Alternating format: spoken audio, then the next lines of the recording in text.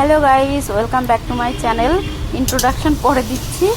এখন দেখুন আমি কি করেছি, এখানে নারকেল আর গুড় একসঙ্গে মিক্স করে কড়াইতে দিয়ে দিয়েছি। সেটাকে কিছুক্ষণ নাড়াচাড়া করার পর এর মধ্যে দিয়ে দিয়েছি সামান্য চিনি। চিনি দিলে কি টেস্টটা একটু ইনহ্যান্স হয়।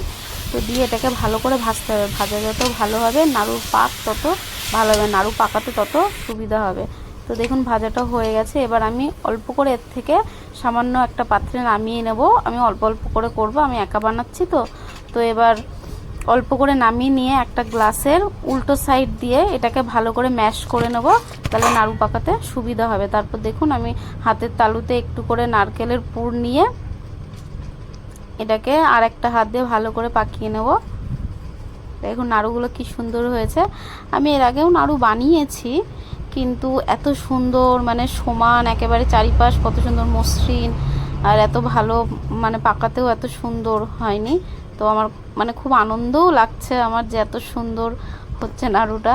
তো দেখুন কি সুন্দর হয়েছে নাড়ু। অ্যাকচুয়ালি আমি আজকে লক্ষ্মী ঠাকুরকে ভোগ দেবো একটু নাড়ু সুজি লুচি। সকালবেলায় উঠে করছি তো একদম ভোরবেলায়, তো বেশি কিছু করার সময় পাইনি।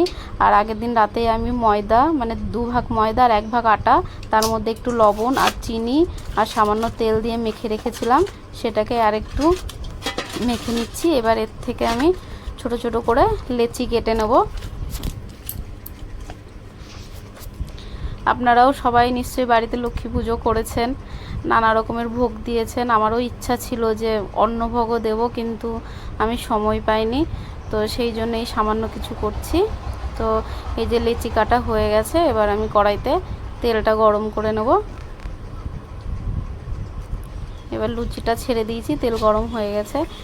দেখুন আমি এমনিতে লুচি খুব সুন্দর বানাই, মানে আমার একটাও লুচি মানে না ফুলে থাকে না। প্রত্যেকটা লুচি আমার পুরো একদম বেলুনের মতো ফুলে ওঠে।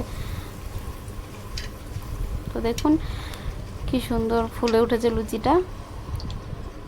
এতটাই ফুলেছে যে এটা উল্টানো যাচ্ছে না লুচিটাকে। তো আমার বাড়ির সবাইও বলে যে আমি লুচি খুব সুন্দর বানাই। তো এভাবে আমরা এক এক করে সমস্ত লুচিগুলোই ভেজে নেব। মানে 9:33 পূর্ণিমা ছাড়িয়ে যাবে, তার আগে আমাকে পুজো দিতে হবে। আমি আজকে ভোর 4টের সময় উঠেছি। এদিকে মেয়েও উঠে যাওয়ার ভয় আছে, যদি মেয়ে উঠে যায় তো আমার কাছে চলে আসবে। তো সেই জন্য তাড়াতাড়ি করে করছি। তো একে একে আমি সব লুচিগুলোই ভেজে নেব।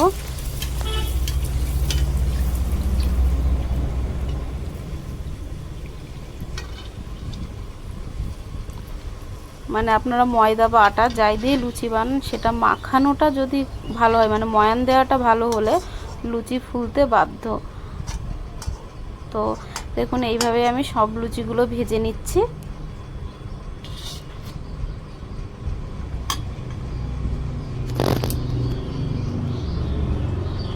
তো আমার সব লুচিগুলো ভাজা হয়ে গেছে। এবার আমি সুজি করব। তো তার জন্য সবার প্রথমেই আপনাদের কাছে ক্ষমা চেয়ে নিচ্ছি, আমি সুজিটা করতে পারিনি, আমার মেয়ে উঠে গেছিলো। তো এর উপকরণগুলো মানে সামান্য কিছুই করেছি। কাজুটা ভেজে নিচ্ছি প্রথমে ঘিতে, তারপরে নামিয়ে নেব। কাজুটা ভাজার পরে আমি কিশমিশগুলোও ঘিতে ভেজে নেব। ওটা আপনারা ভোগ দেওয়ার সময় সুজিটা দেখবেন। আমি আপনাদের সুজির রেসিপিটা শেয়ার করতে পারিনি, তার জন্য মন থেকে ক্ষমা চাইছি। এবার কিশমিশগুলোও ভেজে নিয়েছি। এবার এই ঘিতে আমি সুজিটাও ভেজে নেব।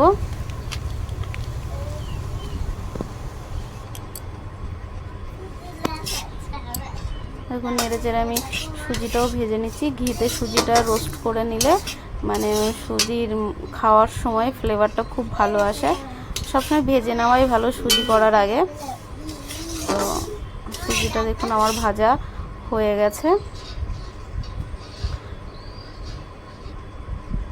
তো প্রথমেই বলছি সুজিটা আমি আপনাদের দেখাতে পারিনি, আমি ওটা আমুল দুধ দিয়ে করেছিলাম। গরম জল করে তার মধ্যে দুধ ঢেলে দিয়ে তারপর সুজিটা ঢেলে দিয়েছিলাম, এভাবেই করে নিয়েছিলাম। মানে খুব একটা কঠিন কাজ নয়। তো দেখুন আমি এইভাবে ঠাকুরকে ভোগ দিয়েছি। প্লিজ আমার চ্যানেলটি সাবস্ক্রাইব করুন। ভিডিওটা ভালো লাগে থাকলে অবশ্যই লাইক শেয়ার সাবস্ক্রাইব করবেন আর আমাকে সাপোর্ট করবেন। নমস্কার।